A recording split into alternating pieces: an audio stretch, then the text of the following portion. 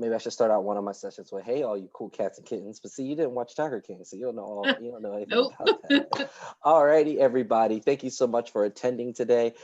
This program is being brought to you by Residence Life and Housing Services, and we are here with the amazing Brian Propp. So everybody, give it up for Brian Propp right now. They got videos off, but trust me, Brian, people are clapping. All right. He's a former NHL All-Star. He's also the Director of Strategic Relationships at WCRE. He's going to tell you a little bit about that as well. Brian Propp was a part of the great Flyers hockey team who pushed through the playoffs and made it to the 3 Stanley Cup finals, which is awesome. Brian joined WCRE as the Director of Strategic Relationships. He serves as a C-level brand ambassador for WCRE.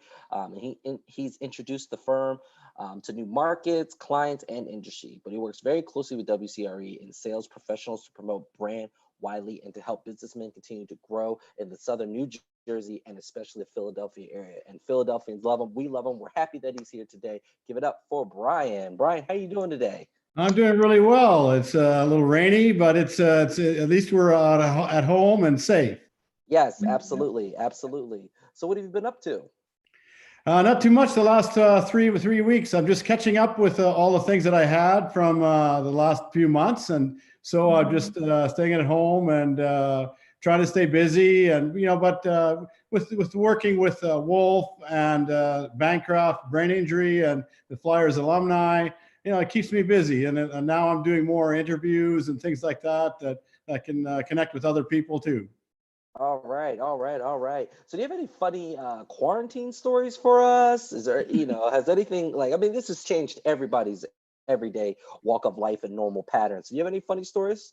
Not too many, because I've been in the house the last 3 months, 3 weeks, just staying at home and trying to stay healthy and just you have to, because it's New Jersey and New York are bad, so we needed to control that first.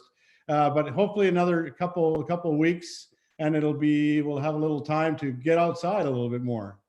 Oh yeah, absolutely, absolutely. So we have a lot of Flyers fans here. They want to hear about your time with the Flyers, and they want to also hear about what you're doing currently now with the business, with your business model and strategic planning. So which one do you want to talk about first? Because we're really going to just give you the reins and let you take this thing. So which one do you want to talk about? Yeah, well, why don't we talk about the Flyers? Because okay. When I was 15, I played junior hockey and won a scoring there. And then I played 3 years in junior hockey where we had good teams. And then I got drafted to the Flyers right at the start in 1979. Okay. That's the year that we had the streak of 35 undefeated. Yeah. And I was a rookie there along with a couple of rookies. And so it was a good way to get started. And then we went to the finals my first year. And, I've been here ever since, the last 40 years. I was 11 years with the Philadelphia Flyers, a little bit with Boston, 3 years at Minnesota, and then finished with Hartford. And then I ended up in France. So that was 16 years of my life. Okay. And then I worked at the Medford Ice Rink for 3 years, running the whole rink. And then I got the job with the Flyers as their announcer on radio for the next 9 years. And then I went to the Judge Group for 5 years. And now I'm 5 years at Wolf Commercial Real Estate. Nice. Now, a lot of people haven't even been to a Stanley Cup once. I mean, I can tell you that I've never played hockey. I've tried the ice. The ice and me, we don't work that well. But you went to 3. Like, talk to us about that. Like, what's the feeling? Is it a strong adrenaline rush? Like, how does it feel? I mean, a lot of people have not had the opportunity to accomplish that. I mean, you have. So tell us about that. Yeah, so I played with Bob Clark. He was the greatest leader all time, and I was very quiet my first couple of years. Like, I didn't talk too much. The reporters had to just try to get me to talk a little bit, but it took me a couple of years I was shy, and then as time went on, Clark played after 55 years with me. And then we went to Dave Poulin and Mark Howe. So we became the leaders of that. But, it was the first year was really, really special because 35 undefeated as a record for all time without a loss. And then we went to the finals that year. We played against the Islanders. Yeah, At that time, it was 1 against 16. So that's why we played against each other in the finals. And after that, the conferences changed. So it was a lot tougher to get past the better teams. And so, but for me, it was really great to get a good start that way. And, we lost in overtime in game 6.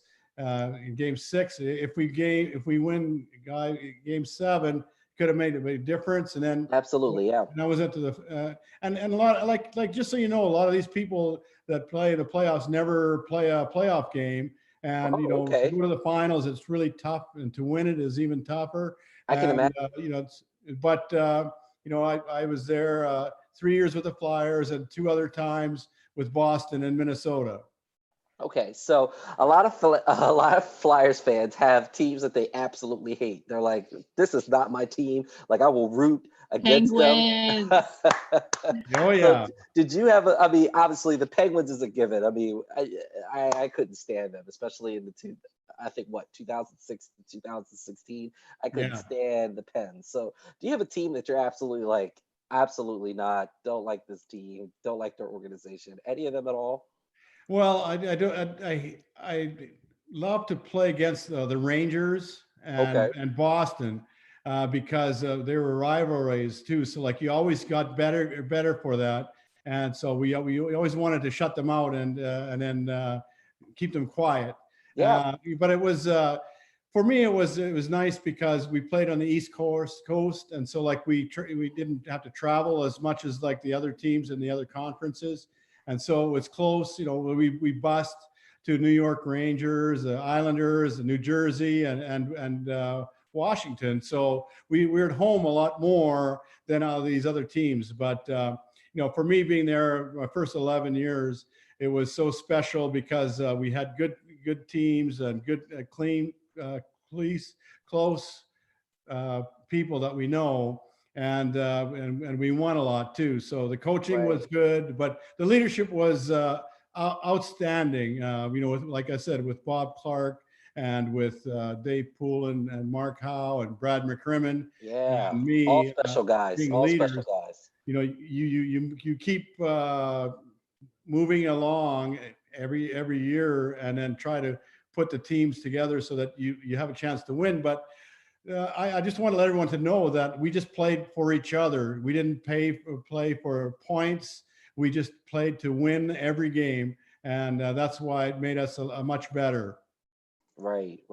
So tell us a little bit about WCRE. Like, what does that establish? What exactly do you do? I mean, we gave a brief bio, but what are some of your day-to-day things? If students wanted to start making some moves right now while they're in college so that they could work for a business like this, like, what are some of the things they need to do? Yeah, so like I'm working with Wolf Commercial Real Estate the last 5.5 years, and when I was there, I started it with Jason Wolf, and then right at the start I got my license, so I'm a broker, and so that's important to do that. You have to put the time in to get the license first, and then even if it's commercial or residential, it doesn't really make that much difference, but I'm just doing a commercial.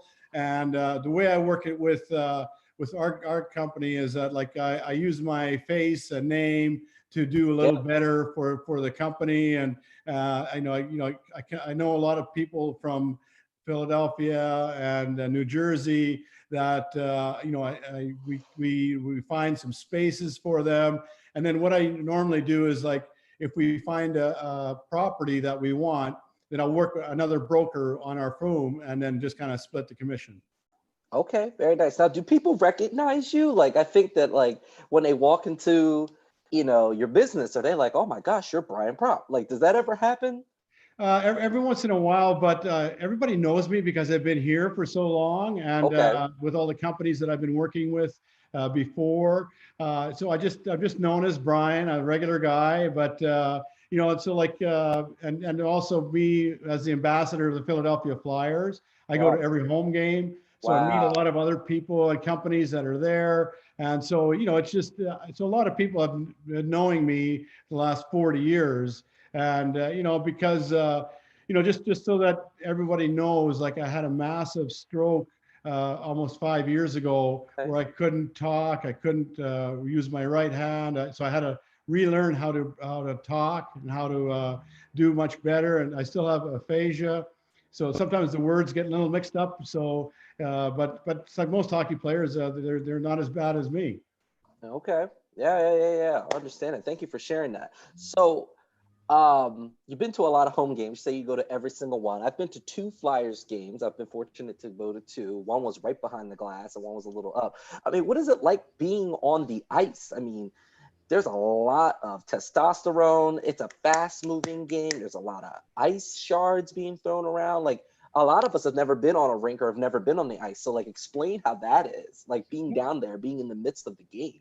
Well, it's really exciting because anytime that everybody goes to a live game, it's such a difference. When watching on TV, it's a lot different. So it's a lot faster, and if you're closer to the ice, it's exciting, and it goes fast, and then they're not sure what's going on, and so they get hit. They love it every time that they go to a live game. And so I've been fortunate the last 4 years to be the ambassador for the Philadelphia Flyers every home game. And then also did the radio for the Flyers for 9 years, every game on radio. So like that part of my life, like I love being with the Flyers and their ambassador for the team. And I'm also on the Flyers board of our Flyers alumni. And so I stay very active with all of that. But, to go to every live game is so exciting. You have to, if you blink, you miss a lot of things. Justin, you're muted. There we go. See, I was listening the whole time. I was like, this is good. Okay, so Brian, we have a few people who have some questions here for you, some of our students. So we're going to go ahead and allow them to ask you the questions directly. So we are going to begin with Marissa. Marissa, are you there? Yeah, I'm eating food though too, and I didn't want people to watch me eat my food, so I shut my camera off. But so I'm a big fan of the Flyers. I started getting into hockey in about like 8th grade. My stepdad took me to my first Flyers game, and it was actually against the Rangers. And like the energy of the crowd is what made me really like the game. And then just how it is at the Rangers game's a little bit different than your average game. So I really enjoyed going. And also a couple years ago, I went to a networking event at the Phillies, and they talked about how they have people who do data analytics for them, and that's how they work out their strategies and stuff. And I'm a computer science major, and they make programs for that. And so that's something that also like got me really interested, is like that would be a job that I would really like to have one day. But strategically, like the Flyers were doing really well this season, especially, right before the coronavirus like ended everything. And what do you think like contributed the most strategy wise to help them, do so well? And what do you think would have happened if we would have continued playing? And well, we're still hoping that they can still play in the playoffs, maybe in June or July, but you have to wait and see. But I think it's all about the coaching. Like if they had 3 new coaches that are very experienced, and the younger players were playing really well, especially with Hart to be there as the goalie. And so like it gives us a chance to win every hockey game. And then the young defensemen really played really well too. So it's really exciting for the Philadelphia Flyers. Like if they continue, I think that they have a chance to win a Stanley Cup, even if it's this year. I agree. I'm a big Carter Hart fan. Well, he's done such a good job, especially home games. But it gives us a chance to win every game. But he's 21 years age, but that's what we've been looking for the last number of years, to have a really good goalie like that. Yeah. Thank you. So Brian, do they bring you in as, I know you said you were Flyers alumni. I see a lot of pictures of you still doing some stuff out there. Do they bring you in to train or to mentor some of these young ones, or as they're getting into the game and they're maturing, or do you watch from afar? I just watch from afar, because like with my job, like I visit suites in the first period. so I don't get a chance to watch too much. And then before the games, we talk with fans, and then I have the second and third open if I want to stay. But the younger guys, like, they know what they're here. Like, they're making a little money this year, and so like, and they're in good shape. And so like, if I talk with some of the other real players, like, I'll give them a hint or two if I see something that I can help them with. But I don't interfuge too much because they don't really need the help. But they're doing really well, and I'm just hopeful that they can still continue at the end of June or July. Okay, very nice, very nice. So we're going to cut to Emily.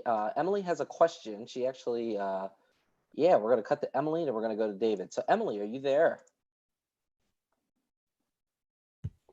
Yes, I'm here. Hey, how are you, Emily? Good. How are you? Good. My roommate is actually a huge Flyers fan along with me, and we were fortunate enough to take the opportunity to use the student tickets to go to 11 games this year, and that was just truly a blessing to kind of have that time with her. And obviously we didn't know that this was going to happen, but it was really a good binder between our friendship. My question was, who on the current team now do you think was most like yourself when you were a player? Oh, I think when I was in the 80s for 10 years, I was very consistent. But I like the example of Mark Recchi. Like Mark Recchi was very consistent, a great player, and I really like what Couturier does now too. He's a leader, and he works really hard, and he's very good about what he does, playing offense and defense, which is so key because all the time I was a good two-way player. So because I know that when I finish my career, I'm actually number 10 over time all the time for forwards, number 10 all time in the history for plus minus, which means that you're on the ice for a lot more. And I'm proud of that. So, but yeah, I think Couturier has done a wonderful job. Yeah, thank you.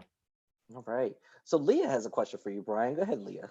Dang, that stat is so impressive. I did not realize you were top 10 in plus minus. So I come from a huge hockey family. My brother played my entire life, and he's an older brother, so I spent most of my weekends at the rink / all of my time. And my family are just huge Flyers fans. So when I told them that we were having this chat today, they were so excited. But I was curious what your biggest lesson was playing at such a high level, whether that was a lesson from the competition or just the teamwork it requires to really just be a successful hockey team. I was curious about that. Yeah, so when I first started, we didn't work out that much, and then so that's why Pat Croce, he started to do some work for us for working out a little better. And so I know that from that point on, I used to work out a lot more in the summers, and that helped my career to make it a little longer, 18, probably another 15 more years. And then also it's very helpful that because I had a sports psychologist that was really good for us. So you thought about it much better than you need to. So playing was kind of natural, but you're always looking for ways to improve your whole self. And so that's, I think, with what I've done my whole life. I've been working other jobs, and I have to learn all the time how to get better and how to stay on top of everything. So, for all the people listening, if you're going to school, always look to improve how as much as you can. Thank you so much. So our next question is coming up from David. David has two questions, so I'm gonna allow him to ask one, and then we'll go back to him. So David, are you there? Yeah. Hey, how you doing, Brian? Pretty good. So There's back. David. I was like, David's a ghost. Yeah. I want to ask you about basically from the 80s when you played on the Flyers against the Oilers back in 85 and 87 in the finals. Can you tell us what it was like playing against guys like Gretzky and Messier, just some of the best in the league, and how you felt your team did against those teams in general?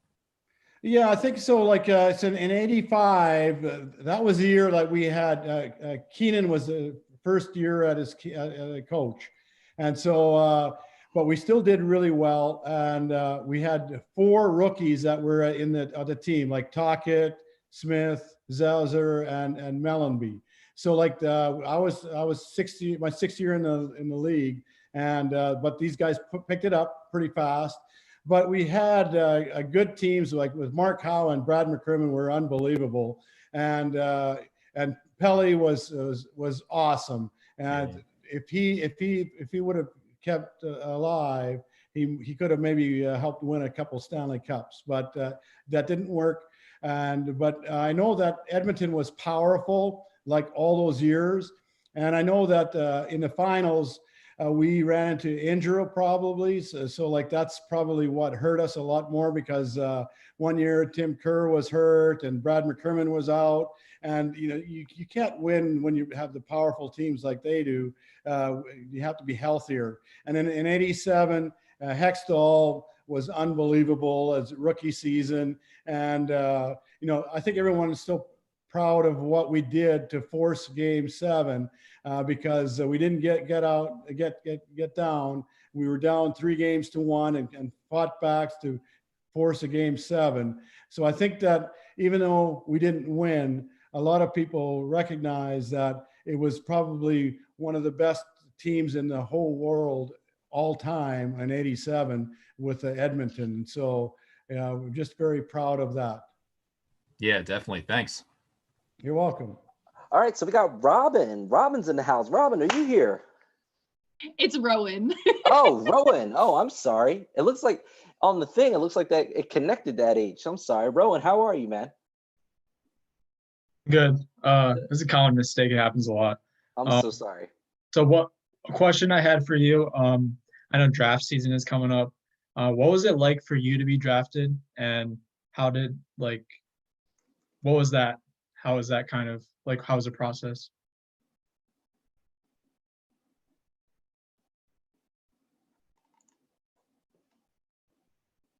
Brian, did you hear him? Brian's video just went away. He might be having a difficulty. Oh, we might have froze. Just hang in there, bro.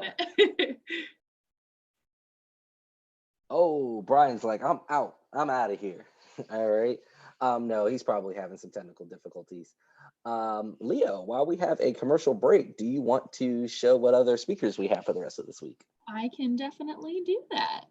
So everybody just hang on. Yeah, you all can jump on with your faces. I mean, I know Marissa is currently stuffing her face, but this is the rest of our week. So obviously we're in Brian Propp right now. Tonight we have Elisa Reyes, who is from All That and voices La Cienega from the Proud family. We have Steve Blum tomorrow. Justin, do you want to tell them about Steve? Oh yeah, Steve is like responsible for like all of your childhood like cartoon characters. He does voiceover for everyone. So when you hear his voice, you'll be like, oh, I know who that is. And then Natalie Eganoff, she is a sports analyst on the Mike Missinelli show, 97.5 The Fanatic, and she's also on she's a co-host on an Eagles broadcast that comes on Sundays. Gary Anthony Williams and Elliot Blake are comedians. You might know Gary Anthony Williams as the voice of Uncle Ruckus on the show The Boondocks, and Elliot has done some work with Futurama. So they are really funny. You're not going to want to miss them. You can take the rest, Leah. You got it. Yeah, so Christian Crit Schmidt is on Thursday evening. So he has been a host on MTV and BET. He is an activist, really passionate about equity and education.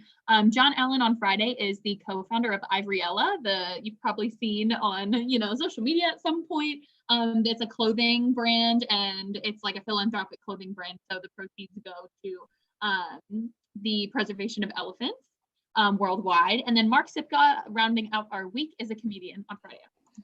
All right. I just got a text from Brian. Isn't that cool? I got a text from him.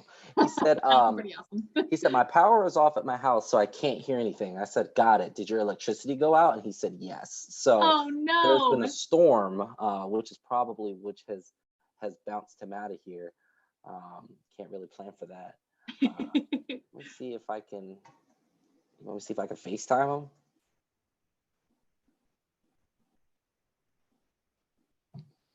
It's the best of what we can try right now.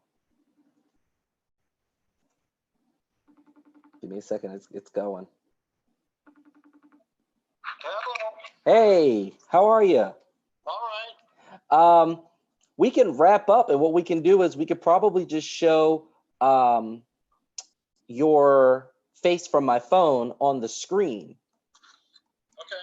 That way we can wrap you up, because we want to make sure that you are able to wrap up here. Can everybody see Brian? I can see them. Okay, cool. All right, Brian, you're up. All right. My power went out at the house, so that's why I'm using my phone now. Okay. All right. Rowan, do you want to ask your question again? Yeah, I could just ask you real quick. I was just asking what was it like to be drafted? He wanted to know what was it like to be drafted? So it was at that year, I was working on the farm when I got drafted. So it's not the way it is now. Like everybody goes into the rinks and wants to waits to get drafted. At that time, I was working on the farm, so I had to get called back from Pat Quinn before, so that I found out like a day after. But for me, it was still good. I was glad because I wanted to be drafted, and it was nice to get to the Philadelphia Flyers. I thought I was going to go draft a little higher, but it actually ended up worked out for me a little better because I was playing with the winners now rather than waiting a couple of years to go into the playoffs. All right, thank you.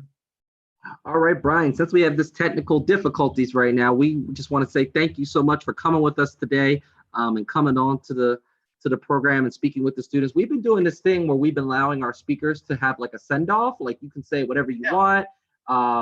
What do you want to leave with the students today? This is on you. So you're going to take us out of here. Yeah, okay. So I just want everyone to know every day is important. I almost died when I had my massive stroke, but thankfully my family were still there in Annapolis, and I was in the hospital pretty fast. Otherwise, I might not be here today. And so I want people to know that it's always hope to get better if you work it hard and work, do things that you have to. Rehabbing is good. Because with Bancroft, brain injury people, that's good for me, and I still do it. And for the Philadelphia Flyers, I love doing work with them, and for my company, Wolf Commercial Real Estate, I love what I do every day, and I stay positive. I'm never down. I'm always happy, and that's what life is all about. Brian, thank you so much for joining us today. We appreciate you. Thank you so much. Yes, I hope your power comes back on soon. Yeah, I will. Yeah, it's still up.